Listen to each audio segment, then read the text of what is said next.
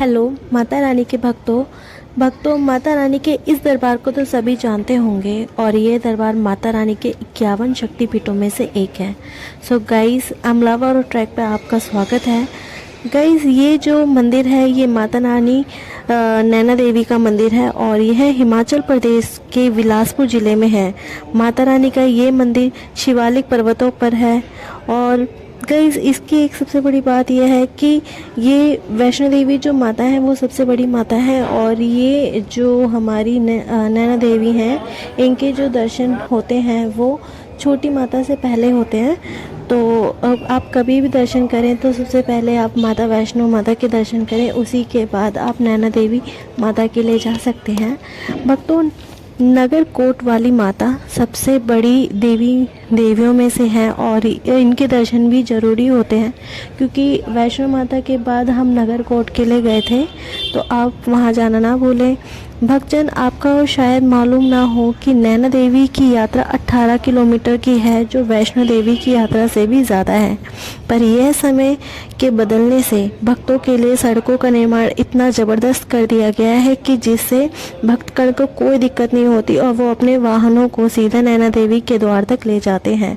हमारे साथ भी सेम इंसिडेंस हुआ था कि जब हम उस गांव में पहुंचे थे तो वहाँ के लोग कहने लगे कि यहाँ पर टेम्पो ट्रैवल वगैरह नहीं जाते, आपको टैक्सी हायर करनी पड़ेगी और कुछ जो भी वहाँ पे व्हीकल्स थे उनके वो हायर करने पड़ेंगे। तो हमारा 2-2.5 हज़ार का खर्चा बैठ रहा था 14-15 लोगों का।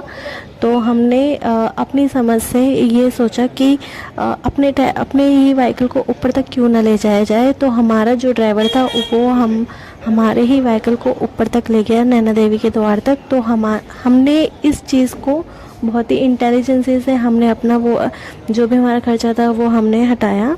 और उसके बाद भक्तों फर्स्ट टाइम जो भी आएगा वहाँ ये सारी सिचुएशन उसको सामने फेस करनी पड़ेगी, क्योंकि वहाँ पे ठग लिया जाता है लोगों को कि वो अपने मन चाहे पैसे बताते हैं। तो गाइस आप अपने व्हीकल को, आप बाइक से आ रहे हो, अपनी किसी भी चीज़ से आ रहे हो, तो आप अपने ऊपर तक ले जा सकते हो माता रानी तक।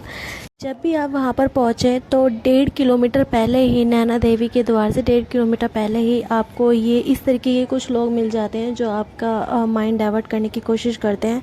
और उसके 200 मीटर के अपोजिट साइड पर आप थोड़ा सा वॉक करोगे ना तो आपको ये जो उड़न खटोला होता है, ट्रॉली जो होती है वो भी मिल जाएंगी, जिसका एल्डर का जो प्राइस होता है वो 190 है आने जाने का। और अगर आप वन साइड का करते हो तो 130 रुपये है और बच्चों का जो टिकट रहेगा वो 90 रुपये रहेगा।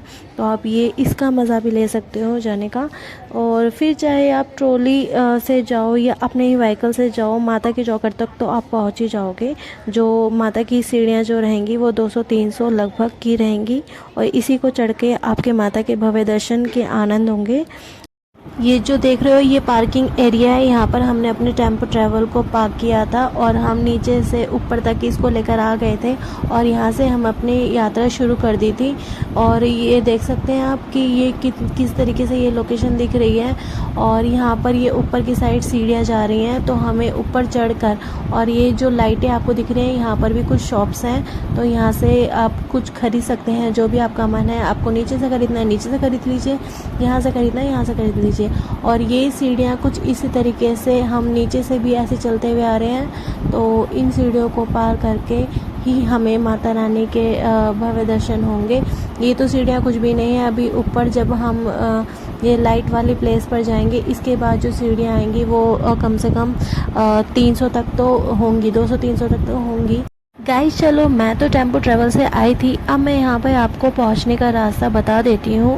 बाय आप ट्रेन आना चाहें या बाय बस आना चाहें। तो गाइस मैं सबसे पहले अपनी आइडेंटिटी बता देती हूँ कि मैं दिल्ली से हूँ और आप हिमाचल के लिए आप बस भी ले सकते हो, जो HRTC बस आपको कश्मीरी गेट SBT से भी मिल सकती है, ठीक है। और जिसका किराया बहुत ही ज़्यादा फ्रेंडली होता है, इतना ज़्यादा कॉस्टली नहीं होता, तो आप वहाँ से बस भी ले सकते हो। अगर आपको ट्रेन लेनी है तो आप ट्रेन से भी ले सकते हो। बस और ट्रेन का क्या होता है कि ये आपको कॉस्टली नहीं पड़ती, तो आप ये चीज़ें हायर कर सकते हो, ठीक है। गाइस जब आप बस से आओगे ना तो हर आधे घंटे में एसबीटी पर ये बसेस चलती रहती हैं और जो इसका कॉस्ट पड़ेगा वो आपको 500 से लेके 1400 के बीच में पड़ेगा। 1400 तो मैं बहुत ज़्यादा बोल रही हूँ, आपको 700-800 तक ही पड़ेगा, ठीक है। और इसका जो किलोमीटर है वो 342 किलोमीटर है दिल्ली से, तो आप बहुत ही आराम से आप ट्रैवल कर सकते हो। अगर ट्रेन से आना चाहते हो तो आपको आनंदपुर साहिब, ये दिन में 2 बार चलती है, दिल्ली में ही है आनंदपुर साहिब, और इसका जो टिकट कॉस्ट रहेगा वो 210 से लेके 1100 तक के बीच में आपको पड़ेगा। सो गाइस आनंदपुर साहिब ये रेलवे स्टेशन पे आने के बाद आपको दिल्ली से 5.5 या 6.5 घंटे में आपको ये हिमाचल नैना देवी तक ये पहुंचा देगी। गाइस जैसे ही आप आधी सीढ़ियाँ क्रॉस करोगे तो ये आपको बीच में एक बैनर सा दिखेगा और इसमें माता नैना देवी की और ट्रॉली की और कई अलग अलग प्रकार के यहाँ पर आपको पिक्चर्स दिखाई देंगी। और ये बीच में आपको तालाब भी दिखाई देगा जो पवित्र माता नैना देवी का है। इस वक्त तो ये खाली था, पता नहीं क्यों, पर हमने इस तालाब को देखा और अपनी यात्रा को यहाँ से बढ़ाते हुए आगे चलते गए। ये तालाब का जो स्पेस था वो काफ़ी ज़्यादा था, ऐसा लगता है कि शायद यहाँ पे भक्तगण पहले भी नहाया करते थे, पर अभी हमारे लिए तो कोई स्कोप इन्होंने छोड़ा नहीं है। पर कोई बात नहीं, चलो हम वैसे भी रात में आए थे तो नहा के क्या ही करते, ठीक है। और ये देखो कितना बड़ा स्पेस इन्होंने यहाँ पे खाली छोड़ रखा है, ठीक है। और यहाँ पे बीच बीच में आपको कई शॉप्स मिल जाएंगी। आपको सबसे नीचे भी मतलब शॉप्स की तो यहाँ पे भरमार है, पर हमने यहाँ से कुछ ख़रीदा नहीं, खाने पीने की चीज़ें यहाँ से खरीदी थी और हमने वो ली। गाइज़ एक चीज़ और कि यहाँ पर आप जब भी ऊपर की साइड जाओगे तो सीढ़ियाँ ना आपको पूछ लेना कि कितनी पड़ेंगी। और यहाँ पर ये एक वॉशरूम था, यहाँ पर एक सिंगल यही वॉशरूम था, ऊपर आपको वॉशरूम बंद, हमने जब पूछा था हम लोगों ने तो वो दूसरा जो वॉशरूम था ऊपर का वो बंद था। और इमरजेंसी थी मेरी मॉम को क्योंकि उनका बीपी थोड़ा सा लो हाई ऐसा कुछ हो रहा था, तो वॉशरूम मतलब आप फ्रेश होकर ही जाना जिसको भी अगर कोई भी दिक्कत वगैरह हो रही हो। और ये यहाँ से हमने कुछ खाया पिया और थोड़ा सा फ़ोटो शूट किया क्योंकि काफ़ी मतलब ये जो हमारी लाइफ की फैमिली जो जर्नी थी वो काफ़ी लॉन्ग टाइम बाद हम यहाँ पर आए थे। बचपन में कभी आए हो पता नहीं कब आए थे। और ये रहा माता का मुख्य द्वार जो हम अंदर की तरफ जाएंगे। मुख्य द्वार पार करने के बाद आपको 2 शेर भी दिखाई देंगे जो माता रानी का वाहन है। भक्तों को लुभावने वाला ये पीपल का जो वृक्ष आप देख रहे हैं, ये वृक्ष इतना ज़्यादा भव्य और इतना ज़्यादा सुंदर विशाल है कि यह पीपल का पेड़ इतनी शताब्दी बहुत ही पुराना ये पेड़ है, तो आप इसकी विशालता से अंदाज़ा लगा ही सकते हैं। माता के गर्भगृह में मुख्य 3 मूर्तियां भी हैं। तो गाइस क्योंकि हम काफ़ी लॉन्ग टाइम बाद गए थे तो इतना नहीं पता चलता क्या शूट करें क्या नहीं, ठीक है। और वहाँ पे कोई बताने वाला भी नहीं होता। तो दाई और माता काली, आप जब भी जाओ तो ध्यान देना कि दाई और माता काली हैं, मध्य नैना देवी बैठी हैं और भाई और गणेश जी की मूर्ति है। भक्तों जब भी आप मंदिर के अंदर एंटर करते हो तो दाई और आपको गणेश जी और हनुमान जी की मूर्ति भी दिखाई देगी। प्रसिद्ध मंदिर माता सती नैनो की देन है, यहाँ सती माता के नेत्र गिरे थे। गाइस मुझे नैना देवी माता की एक बेस्ट चीज़ ये लगी कि यहाँ पे क्राउड बहुत ज़्यादा कम था और दर्शन इतने ज़्यादा अच्छे हुए थे, बहुत ज़्यादा। मंदिर में थोड़ा सा भीड़ हो गई थी जिसमें थोड़ा सा मैंने इस पेड़ को जब देखा तो मुझे बहुत इतनी पॉजिटिव एनर्जी यहाँ पर थी, बहुत ही अच्छा लग रहा था। वाइब्स यहाँ की बहुत ज़्यादा कूल और इतनी ज़्यादा प्यारी थी कि मैं क्या ही बताऊँ गाइस।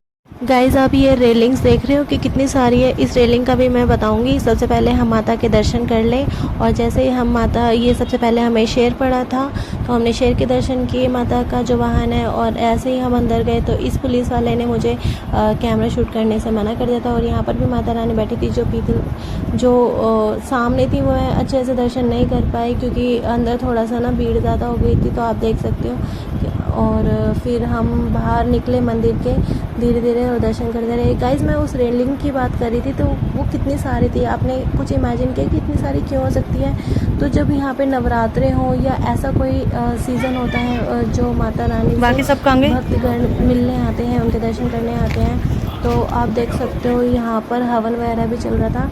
तो ये जो रेलिंग्स ना इसी वजह से होती हैं कि यहाँ इतना ज़्यादा क्राउड बढ़ जाता है कि लोग ना इन रेलिंग्स में अपनी लाइन लगा के रखते हैं। और यहाँ पे हवन का धुआं इतना ज़्यादा हो रहा था ना, और इतनी पॉजिटिव वाइब्स थी ना कि क्या ही बताऊँ गाइस, बहुत ही शांति, बहुत ज़्यादा अच्छा लग रहा था।